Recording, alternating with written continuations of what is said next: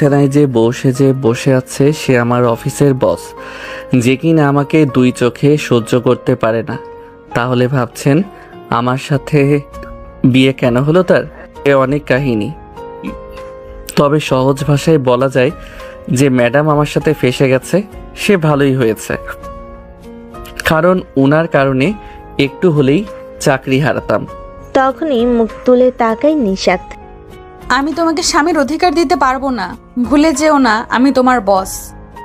বলেছিলাম না, এই মেয়ে আমাকে দুই চোখে দেখতে পারে না। মুচকি হেসে নিজের মনে মনে কথাগুলো বলল আহনাফ। জি অবশ্যই, আমার সেটা মনে আছে। আমিও আপনাকে বউ হিসেবে দেখি না ম্যাডাম। গুড। মনে রাখবে তোমার আমার বিয়ে শুধুমাত্র একটা অ্যাক্সিডেন্ট। বাবা যতদিন দেশে আছে এই নাটক চলবে, এরপর আমরা আলাদা। জি ম্যাডাম। যাও ঘুমিয়ে পড়ো। কোথায় যাব? অন্য কোথাও গিয়ে ঘুমাও, এই রুমে না। ঠিক আছে, আমি আঙ্কেলের রুমে যাই। এই না মানে কি? আসলে আমি আবার একা ঘুমাতে পারি না, আর আঙ্কেলও তো একা। আর অন্য রুম তো শুনলাম গোছানো নেই। সব মিলিয়ে আপনিও এই রুমে রাখবেন না, তাই আঙ্কেলের রুমেই যাই। কোথাও লাগবে না যাওয়া, রুমেই ঘুমাও নিচে। এই ঠান্ডায় আপনি তো আবার এসি দিয়ে রুমকে সাউথ পোল বানিয়ে রাখেন। নিশাত বিরক্ত হয়ে একটা কম্বল আর বালিশ ছুঁড়ে দেয় তার দিকে। আহনাফ হেসে ফ্লোরে বিছানা করে শুয়ে পড়ে। হঠাৎ চোখ পড়ে নিশাতের দিকে।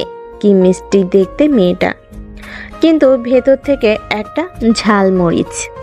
অফিসে সবসময়ই বকার উপর রাখতো, এবার তো বাসায়ও একসাথে। ভাবছেন বিয়ের পর নিশাত আহনাফের বাসায় না গিয়ে এখানে কেন?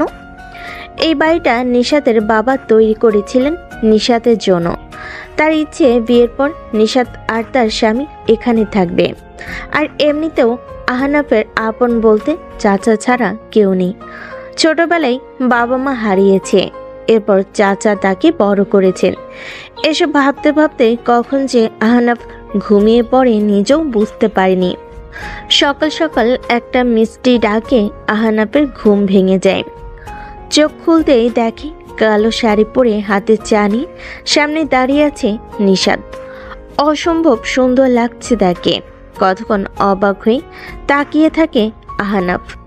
উঠবেন না? উঠুন, আর ঘুমাতে হবে না, নিন চা। আহনাফ ভালোভাবে তাকিয়ে দেখে দরজার কাছে নিশাতের বাবা। আচ্ছা, তাহলে এই জন্য এই নাটক করছে? নিশাতের এই সুন্দর কথার ধরন দেখে নিশাতের বাবা হেসে সেখান থেকে চলে যায়। তিনি যেতেই আহনাফের সামনে থেকে চা নিয়ে বিছানায় বসে নিজের চায়ে চুমুক দেয়। নাস্তা বানানো আছে, খেয়ে অফিসে চলে আসবে, আমি যাচ্ছি। আজও অফিস? তো না, কিছু না। বলে নিশাত তৈরি হতে চলে যায়। আহনাফ উঠে ফ্রেশ হয়ে নাস্তার জন্য বেরিয়ে দেখে নিশাত চলে গেছে। নিশাত আজ ও অফিস গেল। আসলে আমি বলেছি আজ কিছু গুরুত্বপূর্ণ কাজ আছে। ছুটি তো পরেও নেওয়া যাবে, তাই না? নিশাতের বাবা মাথা নাড়ে। নাস্তা করে রেডি হয়ে আহনাফ অফিসের গেটে যেতে দারোয়ান তাকে থামায়। কি হলো? ম্যাডামের আদেশ, কেউ দেরি করলে 20 মিনিট গেটের বাইরে দাঁড়া করিয়ে রাখতে। আরে ম্যাডামকে বলো আমি এসেছি। এই আদেশ শুধু আপনার জন্যই, আমার কিছু করার নেই। বলে দারোয়ান ভেতরের দিকে চলে যায়। এই রোদের মধ্যে দাঁড়িয়ে থাকে আহনাফ। কি গরম পড়েছে। 30 মিনিট হতেই দারোয়ান গেট খুলে দেয়। আহনাফ দ্রুত ভেতরে গিয়ে নিজের ডেস্কে গিয়ে কাজ শুরু করে। রোদে থাকার ফলে ঘেমে অবস্থা নাজেহাল তার। হঠাৎ পাশ থেকে তার কলিগ হেনা বলে ওঠে, কি ব্যাপার আজ এত লেট আর ঘেমে কেন? ও কিছু না, আসলে বাইরে যা রোদ। ঠিক আছো? তখন নিশাত এসে, অফিসে গল্প করার জন্য আসোনি তোমরা, আর তুমি লেট করে এসেও এত গল্প কিসের? Sorry ma'am. কাজ শেষ করে আমার সাথে দেখা করুন মিস্টার আহনাফ। ঠিক আছে ম্যাম। নিশাত কেবিনে চলে যায়। আহনাফ যত দ্রুত পারে কাজ শেষ করে ছুটে যায় কেবিনে। কেবিনে গিয়ে দেখে নিশাত রাগে চোখে তাকিয়ে আছে। আহনাফ গিয়ে বসবে, কিন্তু তার আগেই, আমি বসতে বলিনি, দাঁড়িয়ে থাকো। জি ম্যাম। আহনাফ ফাইলগুলো নিশাতের দিকে বাড়িয়ে দেয়। নিশাত ফাইল দেখতে থাকে আর আহনাফ দাঁড়িয়ে তা দেখতে থাকে। সব ঠিক আছে। ধন্যবাদ। যাও, আমি আরো ফাইল পাঠাচ্ছি, শেষ করো। আরও? কোনো সমস্যা? না না। যাও। আহনাফ মাথা নিচু করে বেরিয়ে যায়। সে যেতেই নিশাত মুচকি হাসে। সারাদিন অফিসের কাজ শেষ করে ছুটির পর গেটের সামনে যেতে দেখে গাড়ি নিয়ে অপেক্ষা করছে নিশাত। এটা দেখে অবাক হয়ে যায় আহনাফ। গাড়ির দিকে এগিয়ে আসে সে। উঠে বসো। আমি চাই না আমরা দুজন আলাদাভাবে বাসায় যাই, আর বাবা সেটা নিয়ে কিছু ভাবুক। আচ্ছা। আহনাফ উঠে বসে গাড়িতে। বাসে এসে আহনাফ সোফায় হেলান দিয়ে বসে। নিশাত ফ্রেশ হয়ে এসে দেখে আহনাফ সোফায় ঘুমিয়ে আছে। সারাদিন যা চাপ গেছে তার উপর এটা দেখে কোথাও না কোথাও নিশাতের একটু খারাপ লাগে। এসিটা ছেড়ে দিয়ে একটা কাঁথা আহনাফের গায়ে দিয়ে রান্নাঘরে চলে যায় নিশাত। ঘুম থেকে উঠে দেখে রাত 8টা বাজে আর নিজের গায়ে কাঁথা দেখে একটু অবাক হয়ে যায় আহনাফ। উঠে ফ্রেশ হয়ে রান্নাঘরে গিয়ে দেখে নিশাত টেবিলের উপর মাথা ফেলে ঘুমিয়ে আছে, কিন্তু চুলার দিকে তাকিয়ে আহনাফ আটকে উঠে রান্না পুড়ে গেছে। আহনাফ দ্রুত ছুটে গিয়ে চুলা বন্ধ করে সব নামায়। নিশাতের বাবা বাইরে গেছেন, কিন্তু রান্না তো সব পুড়ে গেছে। খাবে কি তাহলে? নিশাতকে ডাকতেও ইচ্ছে করছে না। সারাদিন কাজের চাপ হয়তো বেশি গেছে তার উপর, তাই নিশাতকে না ডেকে নিজেই খাবার রান্না বসে। রান্নার হাত বেশ পাকা তার। পছন্দের কাজের মধ্যে রান্নাও আছে। রান্না বসিয়ে রুমে গিয়ে পুরো রুম গুছিয়ে নেয় সে। আহনাফ বেশ গোছানো ছেলে, আর অন্যদিকে নিশাত শুধু নিজের জন্যই যত্নশীল। নিশাত ঘুম থেকে উঠে পুরো বাড়ি অন্ধকার। ঘুটঘুটে অন্ধকারে কিছুই দেখা যাচ্ছে না, কিন্তু আলো নেই কেন? আর আহনাফ কোথায়? ফোন হাতে নিয়ে এদিক ওদিক দেখতে থাকে নিশাত। দোতলার জানালায় গিয়ে তার গায়ে কাটা দেয়। বাড়ির ঠিক বাইরে কিছু বড় গাছ, যা দেখেই কারোর ভয়ে শরীর ঠান্ডা হয়ে যাবে। ভয়ে গলা শুকিয়ে যায় নিশাতের। দ্রুত সিঁড়ি দিয়ে নামতেই ধাক্কা লাগে কারোর সাথে, আর এর ফলে চিৎকার দিয়ে ওঠে নিশাত। কিন্তু তখনই ফোনের আলোতে দেখতে পায় নিশাতের সামনে দাঁড়িয়ে আছে আহনাফ। আহনাফকে দেখে যেন নিশাতের দেহে প্রাণ ফিরে আসে, আর ভয়ে ভয়ে আহনাফকেই নিশাত জড়িয়ে ধরে। আহনাফ হতবাক হয়ে যায়। নিশাতকে কান্না করতে আগে দেখেনি সে। নিশাত মেয়েটা সাহসী বলে জেনে এসেছে সে। তখনই আলো ফিরে আসে। আমি আসবো? বাবার কণ্ঠ শুনে নিশাতের হুঁশ ফিরে আসে। দ্রুত আহনাফকে ছেড়ে দূরে গিয়ে দাঁড়ায়। এরপর সেখান থেকে রুমে চলে যায়। নিশাতের বাবা হেসে সেখান থেকে চলে যায়, আর আহনাফ সেখানেই দাঁড়িয়ে থাকে। রাতে নিশাতের বাবা আর আহনাফ খাবার টেবিলে এসে বসে। নিশাত ফ্রেশ হয়ে গিয়ে দেখে রান্নাঘরে সব গোছানোই আছে। নিশাত ভাবে ঘুমানোর পর আহনাফ তার রান্না নামিয়ে গুছিয়ে রেখেছে, তাই সে সেগুলো ভেবেই টেবিলে এনে রাখে। আজ আমি তোমার জন্য স্পেশাল রান্না করেছি বাবা। বাহ, কি সেটা? তোমার পছন্দের চিলি চিকেন। কথাটা শুনে আহনাফ মাথা নাড়ে, কারণ সে তো চিলি চিকেন রান্না করেনি। কিন্তু আহনাফের ইশারা না বুঝে ঢাকনা খুলে দিতে নিশাত তার বাবা অবাক। কোথায় চিলি চিকেন? এটা তো অন্য একটা রান্না। নিশাত অবাক হয়ে তাকিয়ে থাকে। আচ্ছা মা, রান্না তুই নিজে করছিস তো? বলে তিনি আহনাফের দিকে তাকাই। আহনাফ নিশাতের দিকে তাকিয়ে আছে। নিশাতও ভুরু কুচকিয়ে তাকিয়ে আছে। আহনাফ বুঝতে পারছে আর রাতে তার খবর আছে। খাবারের সময় নিশাত বারবার আর চোখে তাকাচ্ছিল আহনাফের দিকে। এতেই গলা শুকিয়ে যাচ্ছিল আহনাফের। কোনোভাবে খাবার শেষ করে রুমে গিয়ে বসে আহনাফ। নিশাত সব গুছিয়ে রুমে গিয়ে দেখে আহনাফ আকাশের দিকে তাকিয়ে আছে। এই যে আমার রান্নাটা কোথায়? আমার রান্না কেন নেই? আসলে ম্যাম, আপনি যখন ঘুমাচ্ছিলেন তখন আপনার রান্না অক্কা পেয়েছে। মানে পুড়ে গেছে সব। কি বলছো? জি। নিশাত কিছুক্ষণ চুপ থেকে কিছু না বলে টেবিলে বসে অফিসের কাগজ ধরে আহনাফ বারান্দায় গিয়ে আকাশের দিকে তাকিয়ে থাকে। কাজ করতে করতে হঠাৎ আহনাফের দিকে তাকায় নিশাত। তাকে এভাবে আকাশের দিকে তাকিয়ে থাকতে দেখে বলে ওঠে, আকাশে কি এমন দেখছো? চাঁদ, আজকে চাঁদটার আলো যেন অন্য দিনের চেয়ে বেশি, বেশ সুন্দর লাগছে। কি লাভ দেখে সময় নষ্ট করা? হয়তো আসলেই সময় নষ্ট, তবে সুন্দর জিনিস উপভোগ করাই ভালো। করতে থাকো। বলে কাজে মন দেয় নিশাত। হঠাৎ আহনাফের ফোন বেজে ওঠে। আহনাফ আসার আগে চোখ পড়ে নিশাতের। স্ক্রিনে হেনা নামটা ভেসে আছে। আহনাফ এসেই ফোনটা রিসিভ করে বারান্দায় চলে যায়। কিছুক্ষণ পর কথা শেষ করে এসে দেখে নিশাত তৈরি হচ্ছে কোথাও যাবার জন্য। কোথায় যাচ্ছেন ম্যাম? রবিন কল দিয়েছে। এত রাতে কোনো ছেলের সাথে বের হওয়া ঠিক দেখায় না। তোমার সাহস কি করে হয় আমার উপর কথা বলার? আমি কি করব না করব তোমাকে জিজ্ঞেস করতে হবে? Sorry ma'am. ভবিষ্যতে এই সাহস আর দেখাবে না। বলেই রাগে গজগজ করতে করতে বেরিয়ে যায় নিশাত। আহনাফ চুপ করে দাঁড়িয়ে থাকে। জানালা দিয়ে দেখে নিচের গাড়িতে অপেক্ষা করছে রবিন, আর নিশাত গিয়ে গাড়িতে উঠে চলে যায়। জানালার পাশেই একটা চেয়ার নিয়ে বসে থাকে আহনাফ। রাত 1টা। নিশাত বাসায় ফিরেই দেখে রুমের লাইট জ্বালানো। রুমে গিয়ে দেখে জানালার পাশে আহনাফ চেয়ারে ঘুমিয়ে আছে। একরকম বিরক্ত হয়ে টেবিল থেকে পানি নিয়ে আহনাফের গায়ে ছুঁড়ে দেয়। আহনাফ লাফিয়ে ঘুম ভেঙে উঠে দাঁড়ায়। সামনে তাকিয়ে দেখে নিশাত।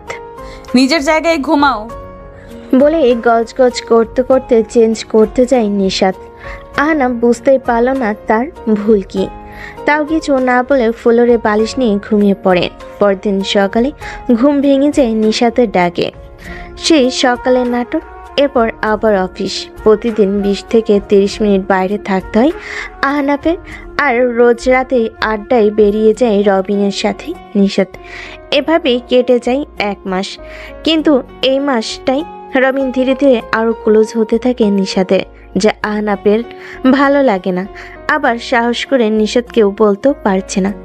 ইতিমধ্যে নিশাতের বাবা গ্রামের বাড়িতে গিয়েছেন কিছু কাজে, তাই সকালের ভালো ব্যবহারটাও তেমন পায় না আহনাফ।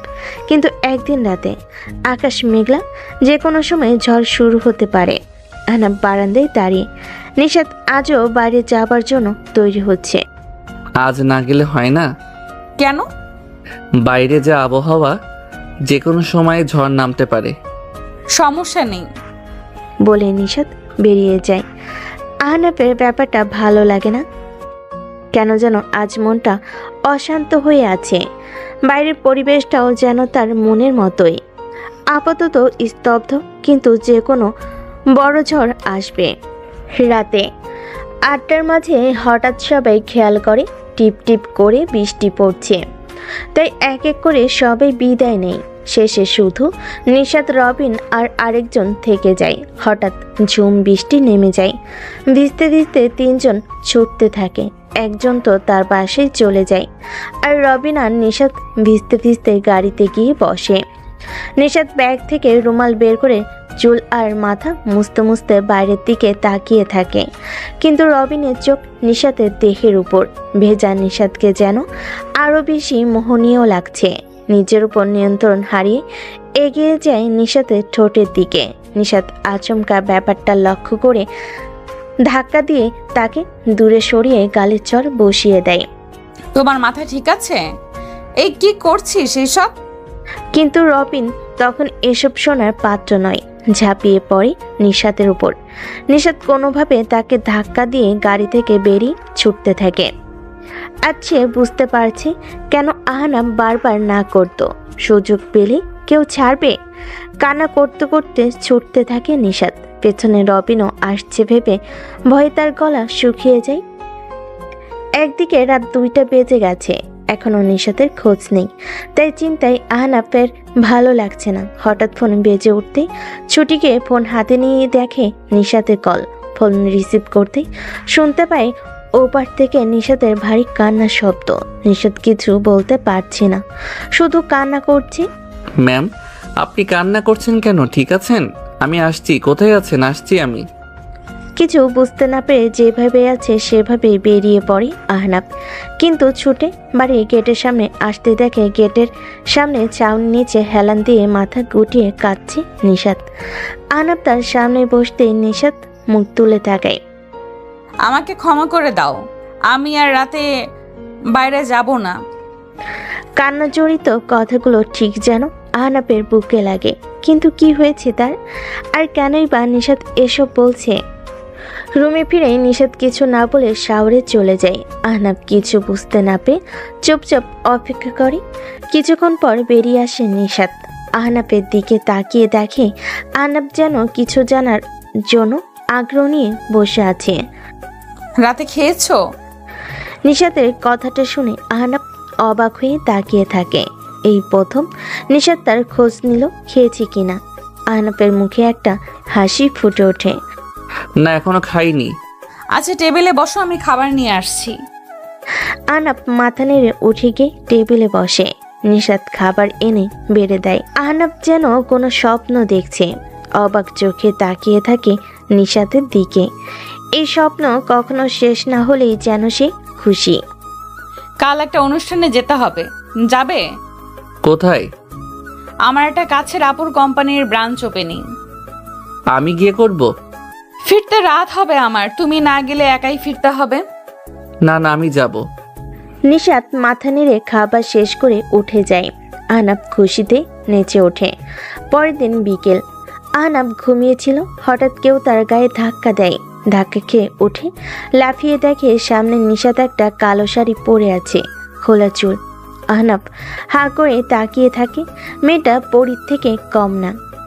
হা করে তাকিয়ে না থেকে উঠে ফ্রেশ হয়ে রেডি হয়ে নাও, এই স্যুটটা পরো। আহনাব তাকিয়ে দেখে একটা কালো স্যুট রাখা পাশে। আহনাব তুরত গিয়ে ফ্রেশ হয়ে তৈরি হয়ে নেয়। রেডি হয়ে এসে দেখে গাড়িতে নিশাত অপেক্ষা করছে, কিন্তু সে পাশের সিটে, এমনিতেই ড্রাইভার সিটে বসে। আহনাব কি দাঁড়ের সামনে। আজ গাড়ি তুমি চালাও। জি ম্যাম। আহনাব দ্রুত গাড়িতে উঠে বসে। বেশিক্ষণ লাগলো না পৌঁছাতে।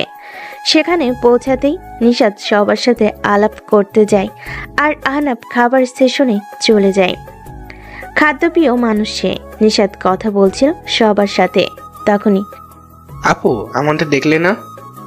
নিশাত ঘুরে তাকিয়ে দেখে আনোয়ার আর মিম দাঁড়িয়ে আছে, পুরনো বন্ধু।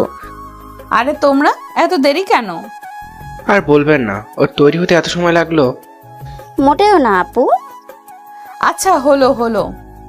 তামিম, মেহেদি, ফারিয়া সবাই ওদিকে আছে, চলো। বাহ, ওরা এলো আর আমাকে বললো না? মাত্র এলাম আমরা। এখানে সবাই আছে কিন্তু একজনই মিসিং। না, ওই তো এসে গেছে। কথাটা শুনে নিশাত তাকিয়ে দেখে গেট দিয়ে প্রবেশ করতেই সে। নিশাত ছুটে গিয়ে সামনে দাঁড়ায়। নিশাতকে দেখে হাসি মুখে তাকায় হায়া। কেমন আছো আপু? এই তো, তুমি? শুনলাম বিয়ে করেছ। তোমার উপর রাগ আমি, তুমি আসোনি। সরি রে, আসলে এখন তো সব একাই সামলাতে হয়, তাই আর কি। ঠিক আছে, চলো সবাই ওখানে। আমাকে এখন আবার একটু বের হতে হবে। কেন আপু? আজ কয় তারিখ? আজ তো তারিখটা মনে করতে নিশাতের মুখটা মলিন হয়ে যায়। হায়ার দিকে তাকিয়ে দেখে তার মুখেও একটা মলিন হাসি। আপু চলো, আমিও যাব। না, তুমি থাকো। না আপু, চলো। তখনই পাশে এগিয়ে আসে আহনাব, কিন্তু নিশাত তাকে থামিয়ে দেয়। তুমি থাকো, আমরা একটু পরেই ফিরে আসবো। ঠিক আছে ম্যাম। নিশাত আর হায়া গাড়িতে উঠে যেতে থাকে অজানা স্থানের দিকে। দেখতে দেখতে একটা বছর হয়ে গেল আপু। তোমাদের জন্য একটা বছর আমার কাছে যেন এক যোগ। কিন্তু আমি এখনো জানি না কেন হলো এমনটা। সব ঠিক ছিল আর এক মুহূর্তে সব শেষ। আমরা ওর হাসির ভেতরে লুকিয়ে থাকা কষ্ট বুঝতে পারিনি। জানো, এখন খুব ঘৃণা হয় নিজের উপর। প্রথমে পরিবার, এরপর কাছের মানুষ, বন্ধু বান্ধব, এরপর আমিও। কেউ বুঝতে পারেনি ও ধীরে ধীরে আমাদের থেকে দূরে যাচ্ছে। বুঝতে পারিনি ওর হাসিটা মিথ্যে ছিল। নিশাদ তাকিয়ে দেখে হায়ার চোখে পানি গাল বেয়ে বুক অব্দি নেমেছে। নিশাদ চুপ করে থাকে। আমাকে এত ভালোবাসা দিয়ে রেখেছিল যে আমি সেটার জন্য বুঝতেই পারিনি ওর ভিতরে কি চলছে। আর সে রাতে যখন ওই কলটা আসলো, সবটা শেষ। বলতেই গাড়ি থামায় নিশাদ। হায়া মাথার কাপড় দিয়ে গাড়ি থেকে নামে। রাস্তার পাশে কাঁচা রাস্তা ধরে একটু এগিয়ে যেতেই একটা বড় গাছ, আর তার নিচেই একটা কবর। আজও আকাশে ঝড়ো ভাব, বিদ্যুৎ চমকাচ্ছে বারবার। নিশাদ দূর থেকে তাকিয়ে দেখে কবরটা জিয়ারত শেষ করে ডুকরে কেঁদে ওঠে হায়া। নিশাদ চেয়েও পারছে না থামাতে। কিছুক্ষণ পর হায়া উঠে দাঁড়ায়, ঘুরে হাতটা ধরে। নিশাদ গাড়ির দরজা খুলে আর হায়া এসে গাড়িতে বসে। নিশাদ গাড়ি চালু দিতেই একটা বাজ পড়ে, আর সেই আলোতেই কবরে কাব্য নামটা স্পষ্ট দেখা যাচ্ছে। নিশাদ আর হায়া গাড়ি নিয়ে ফিরে আসে ভ্যানুতে। হায়া মুখ মুছে স্বাভাবিক হয়ে প্রবেশ করে। আড্ডায় বসে সবাই। তা নিশাত, তোমার স্বামী আসেনি? নিশাদ কিছুক্ষণ ভেবে উত্তর দেয়। খাবার নিয়ে পড়ে আছে। এটা শুনে সবাই হেসে দেয়। তামিম আনোয়ারার স্বামী হিসেবে কেমন? মোটামুটি। আচ্ছা তাই? সত্যি বলতে আমি নিজেকে অনেক ভাগ্যবতী মনে করি ওকে পেয়ে। ও আমার রান্নার ভুল কখনোই ধরেনি। মাঝে মাঝে খারাপ খারাপ হলেও চুপচাপ খেয়েও আমাকে বলবে না। তবুও আমি নিজেকে বলতে গেলেই শুনবে না। হয়, এমন ছেলেও হয়। নিশাদ হায়ার দিকে তাকায়। নিশাদের মনে আছে একবার হায়া আর সে মিটিংয়ে গিয়েছিল, আর সেখানে হায়া যখন বক্তব্য দিচ্ছিল তখন কাব্য একটা চেয়ারে বসে গালে হাত দিয়ে হাসি মুখে মুগ্ধ হয়ে তাকিয়েছিল হায়ার দিকে। এমনকি অফিসের খাবার নিজেই আনতো, হায়া কাজে ব্যস্ত হলে খাইয়েও দিত। হায়া হয়তো এজন্যই কথাটা বলল। নিশাদ হায়ার হাতে হাত রাখলো। হায়া একটা হাসি দিয়ে তার দিকে তাকায়। আর এমন ছেলেদের অনুভূতি অনেক গভীর হয়, বুঝতে পারার আগেই মাঝে মাঝে হারিয়ে যায়। হায়া আস্তে আস্তে বলে, যা নিশাদ শুনতে পায়। নিশাদ ঘাড় ঘুরিয়ে তাকিয়ে দেখে আহনাফ চেয়ারে দুপা ভাঁজ করে বসে খাবার খাচ্ছে। নিশাদ কিছু একটা আজ করতে পেরে দ্রুত উঠে এক গ্লাস পানি নিয়ে আহনাফের পেছনে গিয়ে দাঁড়ায়। কয়েক সেকেন্ডের মধ্যেই আহনাফের গলায় খাবার আটকে যায়। সে তো পানি আনেনি, কিন্তু পেছন থেকে গ্লাসটা বাড়িয়ে দেয়। আহনাফ দ্রুত পানি খেয়ে হাঁপ ছেড়ে বাঁচে। নিশাতের দিকে তাকিয়ে দেখে নিশাত মাথা নেড়ে সেখান থেকে হেঁটে যায়। নিশাত গিয়ে সবাই সহ খেতে বসে। তোমার হাজবেন্ডকে ডাকবে না? ও আগে খেয়ে নিয়েছে, এখন ডাকলেও খেতে পারবে না। কিন্তু তখনই পেছনে আহনাফ হাজির, বলে, আমি কখন বসবো খেতে? কথাটা শুনে সবাই হাঁ করে তাকিয়ে থাকে। বিশেষ করে নিশাত বড় বড় চোখ করে তাকিয়ে থাকে। আপনি আরো খাবেন? হ্যাঁ, তখন নাস্তা করলাম। আরে নিশাত, সমস্যা কি? বসো ভাই। 1 মিনিট। নিশাত ব্যাগ থেকে একটা ইনো বের করে পানিতে গুলে আহনাফকে দেয়। এটা আগে শেষ করে নাও, তারপর কিছুক্ষণ রেস্ট, তারপর খাবে। প্রয়োজনে আমি অপেক্ষা করব। আরে আমাদের এসব লাগবে না, চিন্তা করবেন না। অনুষ্ঠান থেকে ফেরার 1 ঘন্টা পর বিছানায় পেট ব্যথায় কাতরাতে থাকে আহনাফ। সামনে নিশাত চোখ গরম করে তাকিয়ে আছে। আহনাফের এবার কি হবে? আহনাফ ভয়ে ভয়ে নিশাতের দিকে তাকায়। নিশাত কিছুক্ষণ চোখ গরম করে তাকিয়ে মাথা নেড়ে উঠে রুম থেকে বেরিয়ে যায়। আহনাফ চুপ করে শুয়ে থাকে। তখনই আবার নিশাত কিছু মেডিসিন নিয়ে এসে আহনাফের সামনে বসে। এক এক করে 2টো ট্যাবলেট আহনাফের হাতে ধরিয়ে দেয়, পানির গ্লাস সহ। এগুলো সহ খেয়ে নাও। জি। নিশাত উঠে চেঞ্জ করতে চলে যায়। পরের দিন নিশাত একাই অফিসে চলে যায়। আহনাফকে বলে যায় যেন বিছানা থেকেও না ওঠে। সকাল থেকে একা থাকতে থাকতে আহনাফ বিরক্ত হয়ে যায়।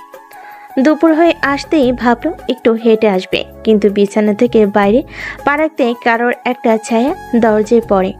আহনাফ তাকিয়ে দেখে নিশাত অফিস থেকে ফিরে রুমের দরজায় দাঁড়িয়ে আছে। আমি তোমাকে না করেছিলাম উঠতে। Sorry ma'am. আমি রান্না করে নিচ্ছি, তোমার কিছু চাই? না না, ঠিক আছে আমি। ঠিক আছে। নিশাত রান্না করতে চলে যায়। হঠাৎ নিশাতের পরিবর্তন দেখে আহনাফ অবাক আবার খুশিও। দুপুরে রান্না শেষ করে খাবার সোজা রুমেই নিয়ে আসে নিশাত। বেশ ভালো খাবার, ঝাল ছাড়া। খাবার শেষ করে নিশাত অফিসের কাজে বসে। তখনই আহনাফ উঠে দাঁড়ায় তার সামনে। কিছু বলবে? আসলে সব বন্ধুরা আজ দেখা করার কথা। আমি যাই। পেটের ব্যথা? এখন নেই তো। আচ্ছা, কিন্তু 9টার আগে ফিরবে। মাত্র 9টা? ঠিক আছে ম্যাম। বলে আহনাফ তৈরি হয়ে নেয় বের হতে। দাঁড়াও।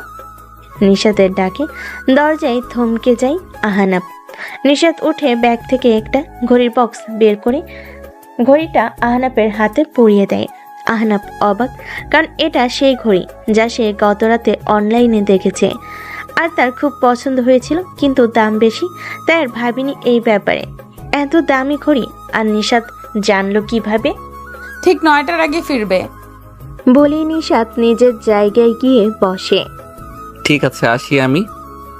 রাত 8:45। আহনাফ এখনো বাসায় আসেনি।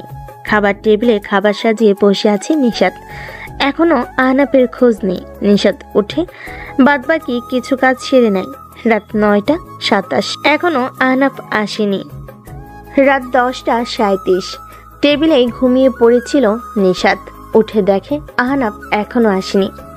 এবার চিন্তা বাঁধে মনে, কিন্তু তখনই ফোন বাজে তার। দ্রুত ফোন হাতে নিয়ে দেখে আহনাফের কল। কানে নিতে শুনতে পায়। হ্যালো, কে? আহনাফের বস বলছেন? আসলে ম্যাম, ওর পরিবারের তো কেউ নেই। ওর বাসায় ফেরার সময় রাস্তায় অ্যাক্সিডেন্ট করেছে। আমরা ওকে সিটি হসপিটালে নিয়ে এসেছি। আপনার কাছে ওর আপন কারো নাম্বার থাকলে জানিয়ে দিন। বলেই কল কেটে যায়। স্তব্ধ হয়ে যায় নিশাত। সময় নষ্ট না করে দ্রুত গাড়িতে উঠে রওনা দেয়। খুব খারাপ লাগছে তার। হঠাৎ আয়নার দিকে তাকাতেই অবাক হয়ে যায়। তার চোখ ভেজা। আহনাফের জন্য, কিন্তু কেন?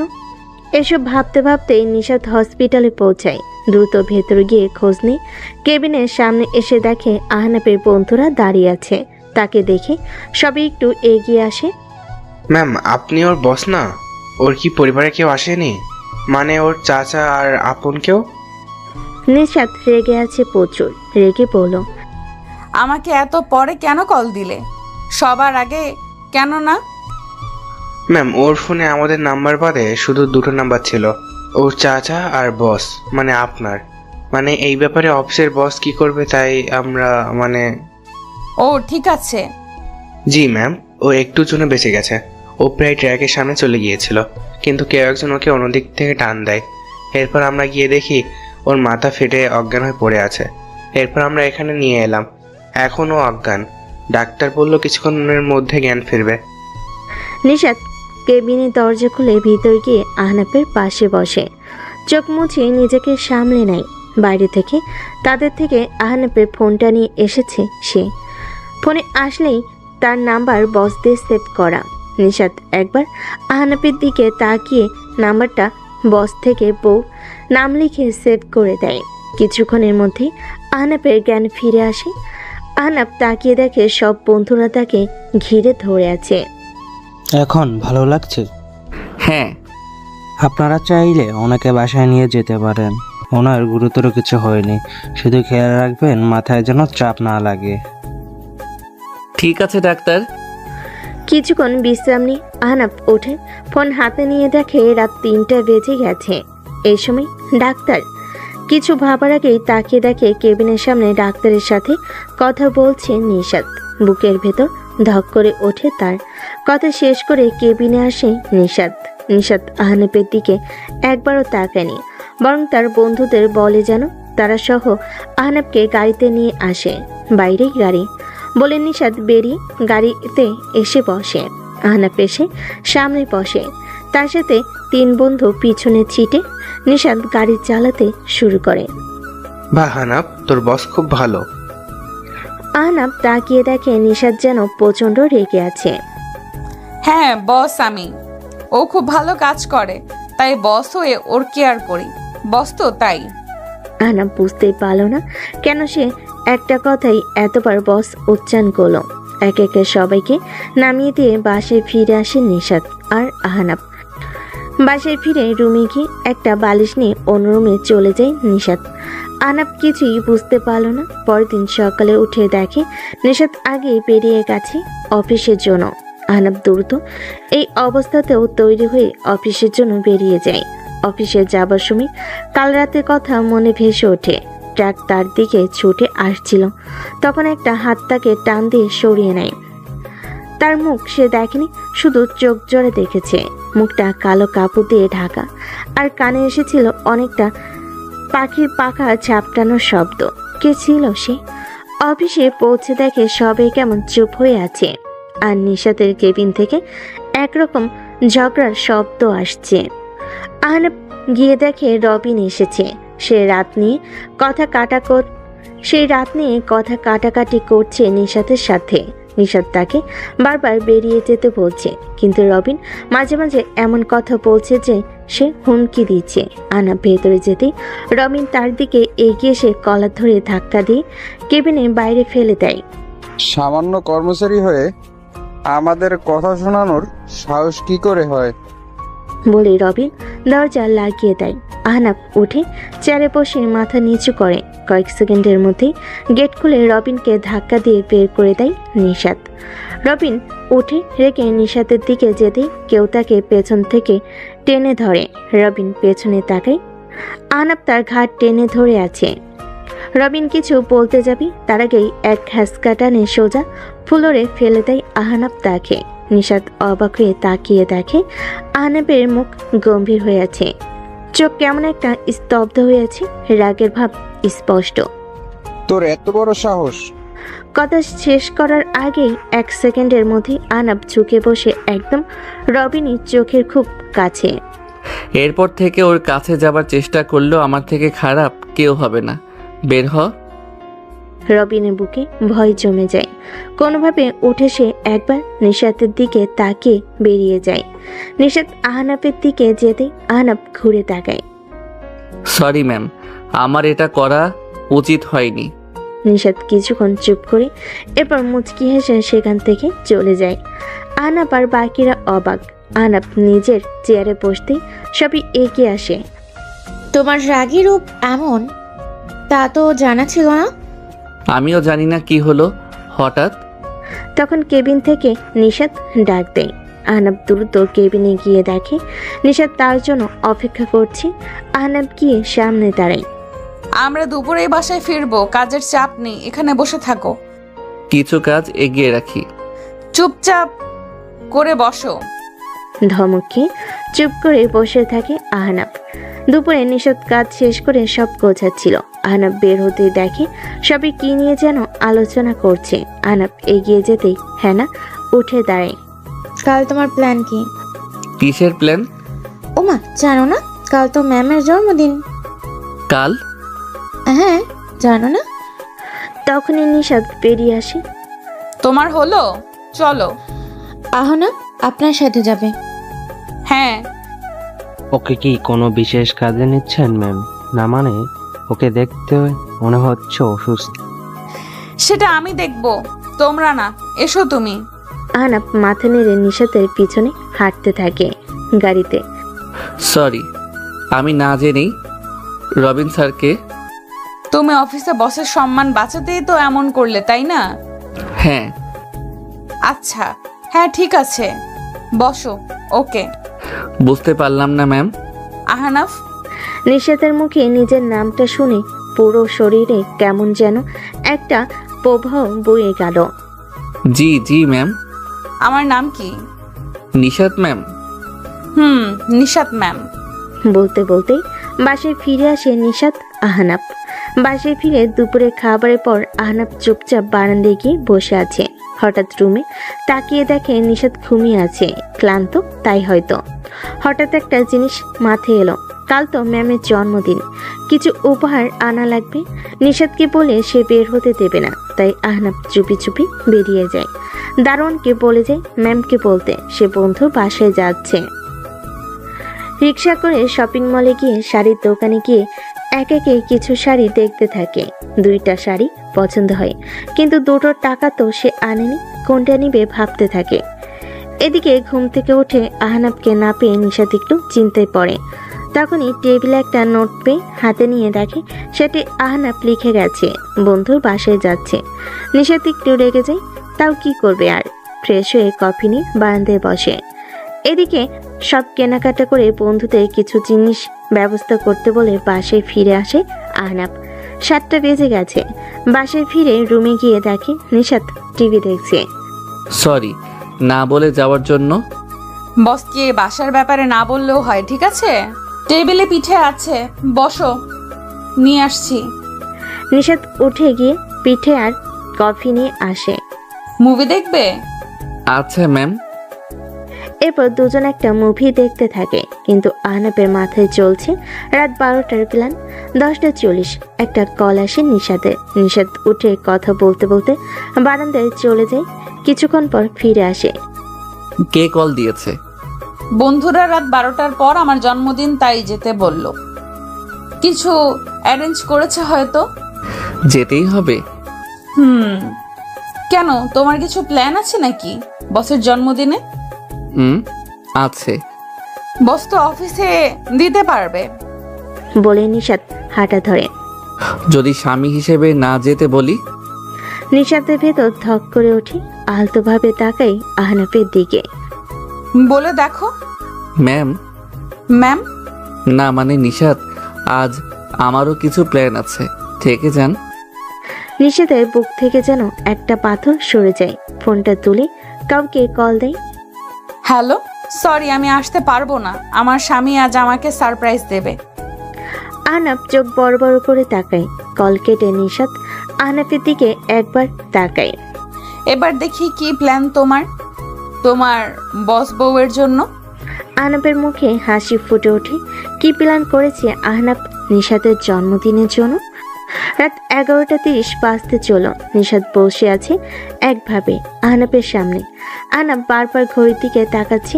11টা 45 বেজে যায়। আহনাফ উঠে দাঁড়ায়, হেঁটে বাইরে কোথাও চলে যায়। নিশাত বুঝতে পারছে না কোথায় গেল আহনাফ। কিছুক্ষণ পর আহনাফ হাতে একটা বক্স নিয়ে ফিরে আসে। এসে নিশাতের সামনে দাঁড়ায়। এতে কি?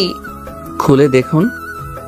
নিশাত বক্সটা খুলতে দেখে নীল আর মেরুনের মধ্যে একটা সুন্দর শাড়ি।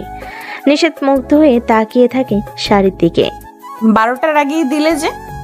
না, এটা সারপ্রাইজ না, এটা পরে আসুন, জলদি যান, সময় হয়ে এলো। কিসের সময়? আহা যান না। নিশাত মাথা নেড়ে চেঞ্জ করতে চলে যায়। 11টা 57। নিশাত শাড়ি পরে বের হয়। নিশাতকে এই শাড়িতে দেখে আহনাফ মুগ্ধ হয়ে তাকিয়ে থাকে।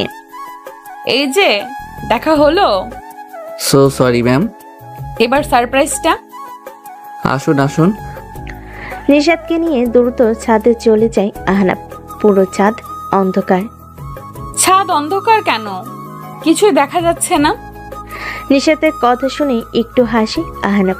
তাদের বাড়িটার আশেপাশে কোনো বাড়ি নেই, তাই আলাদাও আলো নেই। 12টা বাজতেই একটা জোয়ালো শব্দ হয়, আর এক একে বাড়ির চারপাশ থেকে আতশবাজি আকাশে গিয়ে ফাটতে শুরু করে। একের পর এক পুরো আকাশ আলোকিত হয়ে যায়। নিশাত মুগ্ধ হয়ে আকাশের দিকে তাকিয়ে থাকে। এভাবে 5 মিনিট আতশবাজি ফাটার পর পুরো ছাদ আলোকিত হয়ে যায়। সুন্দরভাবে সাজানো ছাদ। নিশাত অবাক হয়ে সেদিকে তাকাতে থাকে। এইসব কখন, কিভাবে? তুমি তো আসলে যখন আপনি ঘুমিয়েছিলেন তখন এতে আমাকে কিছু মানুষ সাহায্য করেছে। বলতে নিশাতের বাবা নিশাতের এক ফ্রেন্ড কেক নিয়ে ভেতরে আসে। বাবা মিলি। হ্যাঁ মা, আমি দুপুরে ফিরে দেখি তুই ঘুমাচ্ছিস। এরপর আহনাফ আমাকে বাকিটা বলল। সরি ম্যাম, না বলে। নিশাত কেক কাটে। প্রথম টুকরো হাতে নিয়ে দেখে আহনাফ দূরে দাঁড়িয়ে আছে। নিশাত এগিয়ে আহনাফের মুখে কেক পুড়ে দেয়। আহনাফ বড় বড় চোখ করে তাকিয়ে থাকে অবাক হয়ে। নিশাতের বাবা আর মিলি হাসতে থাকে। আহনাফ একটু লজ্জা পেয়ে যায়। নিশাত মা, কাল তুমি আর আহনাফ হায়ার গ্রামে বেড়াতে যাচ্ছ। বিকেলের ট্রেন। বাবা এই হঠাৎ? বিয়ের পর তোমরা কোথাও যাওনি, আর হায়া বলল গ্রামে যাচ্ছে। ও তোমাদের এবার যেতে হবে ওর সাথে। কই, আপু তো আমাকে কিছু বলেনি। আজই বললো আমাকে। তোমার ফোন নাকি অফ? ও হ্যাঁ, সন্ধ্যায় অফ হয়েছিল। তাহলে কাল তৈরি হয়ে যাবে। বাবা অফিস থেকে সোজা যাবে। অফিস কেন? বাবা কিছু ফাইলে সাইন করতে হবে। আচ্ছা ঠিক আছে। পরের দিন সকাল। আহনাব তৈরি হয়ে বসে আছে, কিন্তু নিশাত এখনো তৈরি হচ্ছে। ম্যাম, আর কতক্ষণ লাগবে? 5 মিনিট। তুমি চাবি নিয়ে গাড়ি বের করে নাও, আমার টেবিলের চাবি। আহনাব মাথা নেড়ে চাবি বের করে বের হবে তখনই। সোফায় দেখো স্যুট রাখা নীলচে, ওটা পরে নাও। আমি তো পড়তে পারবো না, তাই না? ঠিক আছে ম্যাম। স্যুটটা হাতে নিয়ে গাড়ি চড়াই আহনাব। আয়নার সামনে দাঁড়াই আহনাব। দারুণ লাগছে তাকে। চাবি নিয়ে বেরিয়ে যায়। গাড়ি নিয়ে গেটের সামনে দাঁড়াই আহনাব। তখনই গেট খুলে বেরিয়ে আসে নিশাত। আহনাবের শাড়িটা পরে, খোলা চুল। রাতে যত সুন্দর লাগছিল তার থেকেও এখন অনেক গুণ বেশি সুন্দর লাগছে তাকে, একদম পরি। নিশাত এসে সামনে তার পাশে বসে। চালাও। জি ম্যাম। আহনাব কোনোভাবে চোখ সরিয়ে গাড়িটা নিয়ে বেরিয়ে পড়ে। অফিসের নিচে সবে অপেক্ষা করছে নিশাতের জন্য ফুল নিয়ে। গাড়ি আসতেই সবে এগিয়ে আসে। আহনাব আগে বেরিয়ে দরজা খুলে দেয়। নিশাত বেরিয়ে আসে। সবাই অবাক, এই প্রথম নিশাত এভাবে অফিসে এসেছে। তাদের মধ্যে রবিনও এসেছে। সবার আগে সে এগিয়ে যায়। Happy birthday Nishat. এখনো রেগে আছো? আর তুমি এই সামান্য কর্মচারীর সাথে মিলিয়ে শাড়ি কেন পরলে? আর এই শাড়ি তো বেশ কম দামি। উজ্জ্বল মুখটা হঠাৎ রাগে লাল হয়ে যায় নিশাতের। তবে রাগ চেপে একটা লম্বা নিঃশ্বাস ছেড়ে পাশে দাঁড়ানো আহনাবের হাত আলতোভাবে ধরে। বিয়ের পর এই প্রথম আমার স্বামী আমাকে কিছু উপহার দিয়েছে, সেটা যেমনই হোক আমার জন্য সবচেয়ে মূল্যবান। কথাটা সবাই শুনে অবাক। আর আহনাব সে যেন একটা ঘোরের মধ্যে আছে। তখনই হাতে একটা টান দিয়ে কাছে টেনে নেয় নিশাত। চলো। এরপর সবাই জন্মদিনের শুভেচ্ছা জানাতে থাকে। এরপর সবাই অফিসে ভেতর যায় আর রবিন সেখান থেকে ফিরে যায়। আজ হেনার কেন যেন মন খারাপ, একদম চুপচাপ হয়ে আছে। দুপুরের মধ্যে সব কাজ শেষ করতে নিশাতের কেবিনে কেউ টোকা দেয়। নিশাত তাকিয়ে দেখে হায়া দাঁড়িয়ে আছে। আপু এসো এসো। শুভ জন্মদিন নিশাত বলে একটা উপহারের বক্স এগিয়ে দেয়। ধন্যবাদ আপু। তোমরা তৈরি? হ্যাঁ আপু। চলো তাহলে। ঠিক আছে আপু।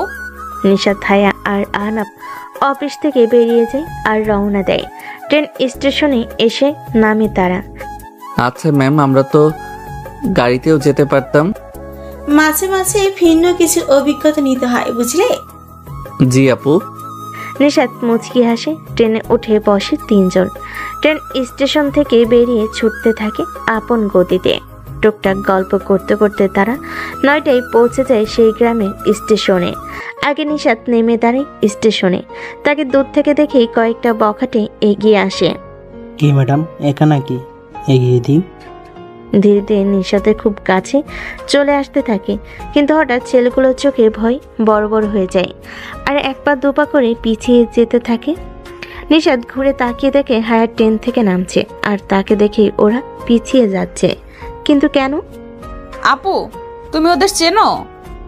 ওরা মিরাজ। বকেটের ছেলেগুলো একজন এগিয়ে আসে। তোমার হাত ঠিক আছে এখন? হায়ের কথা শুনে নিশাত তাকিয়ে দেখে মিরাজের বাঁ হাতে কবজি কাটা, যেন খুব বাজেভাবে ভেঙে গিয়েছিল। না আপু, বা হাতে কোনো কাজ করতে পারি না। আচ্ছা এখন যাও এখান থেকে, ওরা মেহমান। বলতে ছেলেগুলো সেখান থেকে চলে যায়। তখনই সব ব্যাগ নিয়ে ট্রেন থেকে নামে আহনাব। আপু ওরা তোমার কথা শুনছে কেন? কয়েক বছর আগে তোমার মতো আমাকেও এভাবে বিরক্ত করছিল ওরা। এরপর? তোমার ভাইয়া আমার ঠিক পেছনেই ছিল। আর কি? বুঝতে পেরেছি। কি হয়েছে এখানে? কিছু না। স্টেশন থেকে বেরিয়ে আসতেই দেখে হায়ের জন্য গ্রামের কয়েকজন গাড়ি নিয়ে অপেক্ষা করছে। গাড়িতে উঠে বেরিয়ে যায় স্টেশন থেকে। সারাদিন ট্রেনে থাকার ফলে আহনাব অনেক ক্লান্ত হয়ে যায়, তাই গাড়িতে সে ঘুমিয়ে পড়ে। কিন্তু গাড়ির ঝাঁকানিতে মাথা সোজা রেখে ঘুমানো কঠিন, এটা দেখে নিশাত আহনাবের মাথাটা নিজের কাঁধে রাখে। বাড়ি পৌঁছে আলাদা রুমে চলে যায় নিশাত আহনাব। এখানে এসেও আহনাব ফ্লোরে বালিশ নিয়ে শুয়ে পড়ে। এটা দেখে বিছানা থেকে আরেকটা বালিশ ছুঁড়ে মারে নিশাত। বালিশ মুখে লাগতে লাফিয়ে ওঠে বসে আহনাব। জি ম্যাম। উপরে এসে শুয়ে পড়ো। আপনি নিচে ঘুমাবেন? নিচে ঠান্ডা অনেক। আমি কেন নিচে ঘুমাবো? তাহলে অন্য রুমে। কেন? তো কই ঘুমাবেন? এখানেই। তো আমি কেন যাব? আসতে বলেছি তাই। না মানে। এসো। ধমকে বিছানায় শুয়ে পড়ে আহনাব, তবে মাঝে একটা বালিশ দিয়ে। নিশাত মুচকি হাসে। মাঝরাতে আহনাব জেগে ওঠে একটা ছোঁয়ে। চোখ মেলে তাকিয়ে দেখে নিশাত তাকে জড়িয়ে আছে। আহনাব আটকে উঠতে যাবে, কিন্তু তার আগে নিশাত তাকে শক্ত করে জড়িয়ে ধরে। আহনাব ভেবেছিল নিশাত ঘুমে, কিন্তু এবার বুঝতে পারছে সে ঘুমে নেই। নিশাত এসে আলতো করে আহনাবের গালে চুমু দেয়। আহনাব অবাক হয়ে তাকিয়ে থাকে। ম্যাম আপনি? নিজের বউকে কেউ এভাবে ম্যাম বলে? সত্যি বলতে অনেক কিউট লাগে তোমার এই ম্যাম বলা। আহনাব কিছু বলতে যাবে, তার আগে নিশাত তার বুকের উপর ঝুঁকে ঠোঁটে ঠোঁট রেখে দেয়। আহনাবের শরীর ঠান্ডা হয়ে যায়, নিজের অজান্তে চোখ বন্ধ হয়ে যায়, হারিয়ে যায় নিশাতের মাঝে। এদিকে রাতের ট্রেনের জন্য অপেক্ষা করছে রবিন, অন্যদিকে হাসপাতালে। আর কতদিন ঘুমিয়ে থাকবে ডক্টর? বলা যাচ্ছে না, তবে ওর অবস্থা উন্নতি হয়েছে। 1 বছরের বেশি সময় হয়ে গেল, ওকে জাগিয়ে তুলুন। আমরা চেষ্টা করছি। সকালে ঘুম ভেঙে যেতেই আহনাব লক্ষ্য করে নিশাত তার বুকের উপর ঘুমিয়ে আছে। হুট করে উঠতে গেলে নিশাতের ঘুম ভেঙে যায়। নিশাত নিজেকে আহনাবের বুকে পেয়ে একটু লজ্জা পায়, কিন্তু নিজেকে সামলে বুকে শুয়ে চোখ কষলে আহনাবের দিকে তাকায়। কটা বাজে? 9টা। এ বাবা, এতক্ষণ ঘুমানো ঠিক হয়নি, ওঠো। কাল রাত আসলে। চুপ, ফ্রেশ হয়ে এসো। আহনাব মাথা নেড়ে উঠে চলে যায়। নিশাত হেসে বেরিয়ে যায়। আহনাব ফ্রেশ হয়ে এসে দেখে নিশাত তার জন্য পাঞ্জাবি বের করে গেছে। পাঞ্জাবি পরে বের হতে তখনই ফোন বেজে ওঠে। নাম্বারটা চেনা না, অচেনা। রিসিভ করতেই। স্যার, আপনি আহনাব স্যার? অচেনা কণ্ঠে। জি। জি, আপনার একটা পার্সেল রয়েছে। কিন্তু আমি তো শহরে নেই। জি জানি স্যার, আপনার ঠিকানাটা দিলে আমাদের জন্য সুবিধা হয়। আচ্ছা আমি এখন আছি। ঠিক আছে স্যার, ধন্যবাদ। বলে কল কেটে যায়। এই সময় পার্সেল কে পাঠাচ্ছে আর কেন, এসব না ভেবে বেরিয়ে নাস্তার টেবিলে গিয়ে দেখে হায়া নিশাত বসে আছে। খুব ভালো হলো। জি আপু। দুজনের জন্য আজ একটা সারপ্রাইজ আছে। কি সারপ্রাইজ আপু? এখনই বলবো না, বিকেলে। কি বলো না। আহনাফ, তোমার কাছে কোনো কল এসেছে? হ্যাঁ আপু, একটু আগেই। আচ্ছা, তাহলে বিকেলেই জেনে যাবে। আহা, বলো না। না, কেন দ্রুত। এরপর আমরা গ্রাম দেখতে বের হব। আচ্ছা। আহনাব নাস্তায় বসে। নাস্তা শেষ করে তিনজন গ্রামের রাস্তা ধরে হাঁটা শুরু করে গ্রাম দেখতে। দুধারে মাঠ আর রাস্তার ধারে উঁচু উঁচু গাছ, আর শীতল ছায়ার মধ্য দিয়ে কাঁচা রাস্তা চলে গেছে।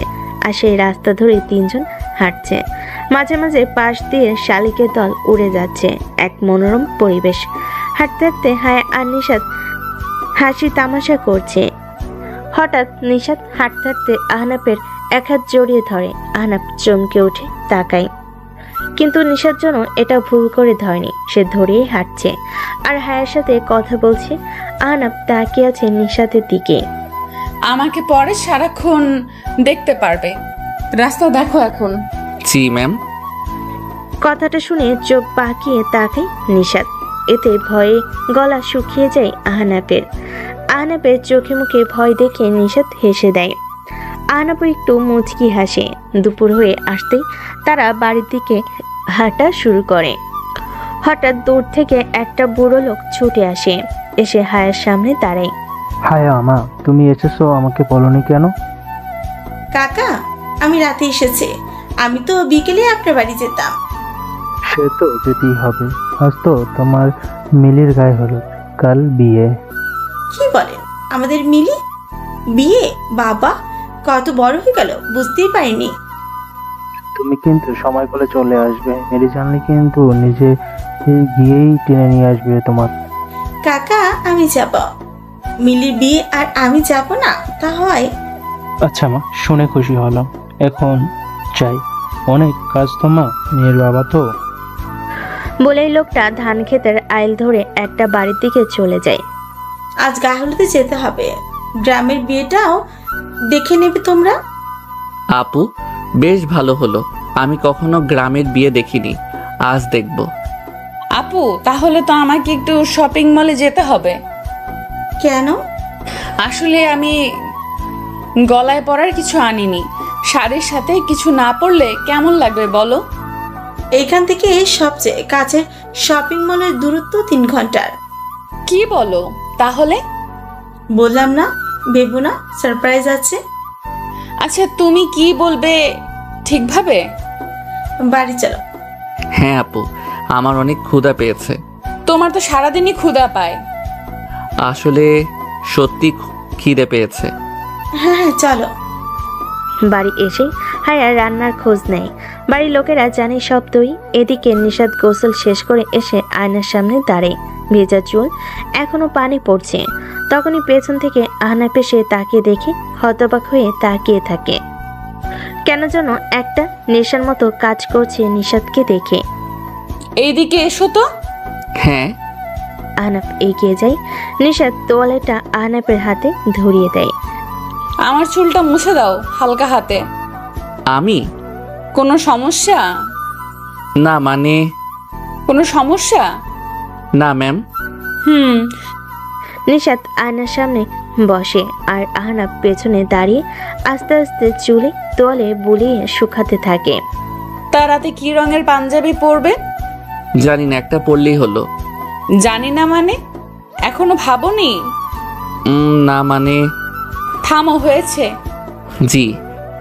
কালো পাঞ্জাবি আমি আয়রন করে রাখবো। জি আচ্ছা।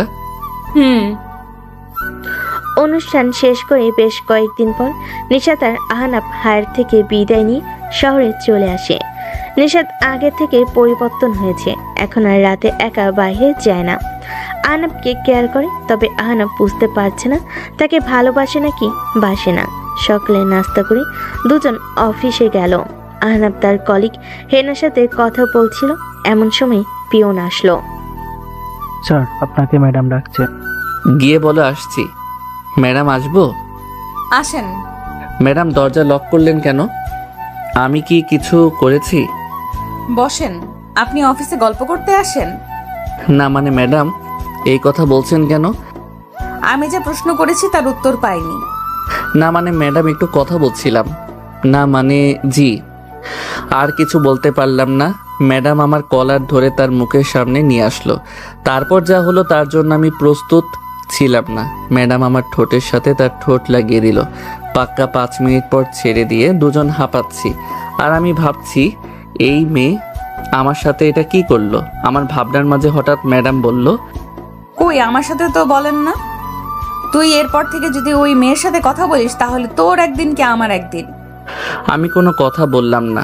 তারপর ম্যাডাম আবারও বলল, এখন আমার সামনে বসে থাক। আমি বলে দিচ্ছি কাল থেকে আপনার সিট আমার পাশে করে দিতে। আমি তো অবাক, এই মেয়ে বলে কি? আমি স্বপ্ন দেখছি না তো? আমার ভাবনার মাঝে আবারও বলল, এত অবাকের কিছু নাই। আর হ্যাঁ, কথা বলার জন্য আমি আছি। Okay madam. ম্যাডাম কাজ করছে আর আমি তাকে দেখছি। আজ অনেক সুন্দর লাগছে ম্যাডামকে। আমি এক ধ্যানে তাকিয়ে আছি। এর ভিতর লাঞ্চের সময় হয়ে গেছে, তাই ম্যাডাম আমাকে ডাকলো। আমাকে দেখার জন্য সারা রাত পড়ে আছে। আসো, লাঞ্চ করে আসি। আপনি একটু আগে যে জিনিস খাওয়াইলেন তাতে আর খিদে থাকে? কিছু বললে? না, আমি কিছু বলিনি। আচ্ছা তাহলে চলো। আমি আর ম্যাডাম অফিসের পাশে একটা রেস্টুরেন্টে আসলাম। খাবার অর্ডার দিল। খাবার খেয়ে অফিসে চলে আসলাম। আজকে এভাবেই দিনটা কেটে গেল। অফিস শেষ করে দুজনে বাসায় ফিরলাম। আমি ফ্রেশ হয়ে বসে মোবাইলে ফেসবুকে ঢুকলাম। হঠাৎ ম্যাডাম রুমে এসে বলল, তোমার মোবাইলটা দাও তো। কেন? আমি দিতে বলেছি। আমি ম্যাডামকে ফোনটা দিলাম। ম্যাডাম ফোন নিয়ে বলল, তোমার ফেসবুক ইনস্টাগ্রাম পাসওয়ার্ডটা দাও তো। কেন? আমি পাসওয়ার্ড দিব কেন? তোরা তো মেয়েদের সাথে কি, আমি তোর বউ, তুই একমাত্র আমার। অন্য কারোর সাথে কথা বললে তোর একদিন আমার যা লাগে। দে পাসওয়ার্ড দে। এইভাবে কেউ মারে? ভালোভাবে বললেই দিয়ে দিতাম। গুন্ডি কোথাকার। কিছু বললে? না, এই নেন। তারপর আমার ফেসবুক ডিটেকটিভ করে নতুন একটা অ্যাকাউন্ট করে দিল। আমি তার হাতের থাপ্পড় খেয়ে আবুলের মতো বসে আছি আর ভাবছি এই মেয়ে আসলে চাইটা কি।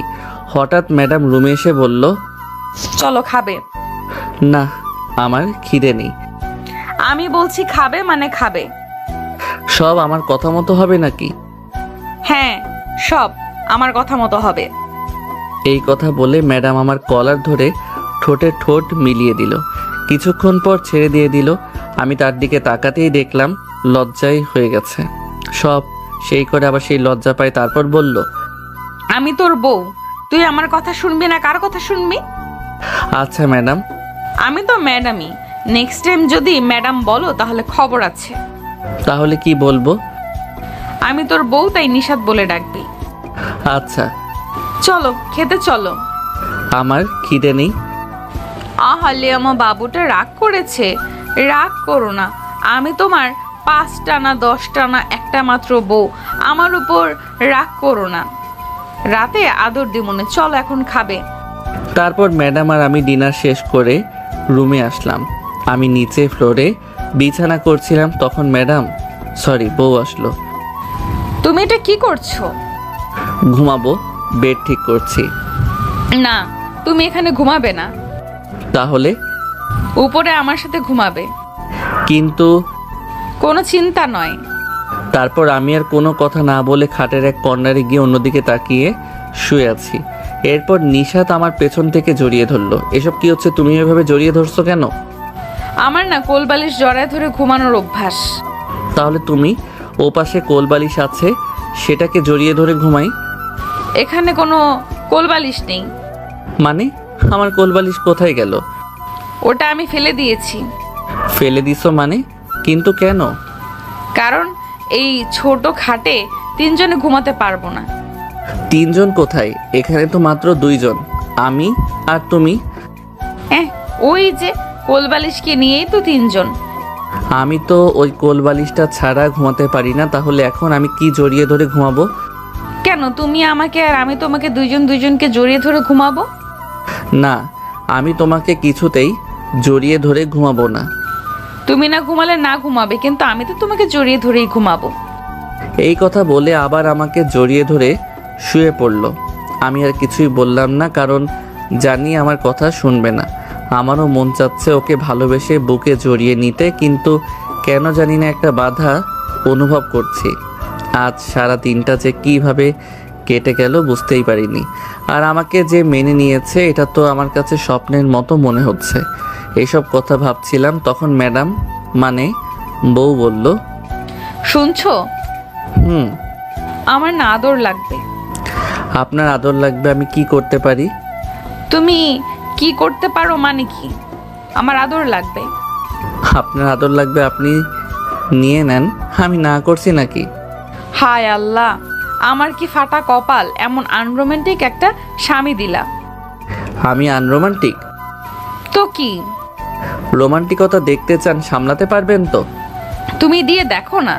শোনো না, বলেন।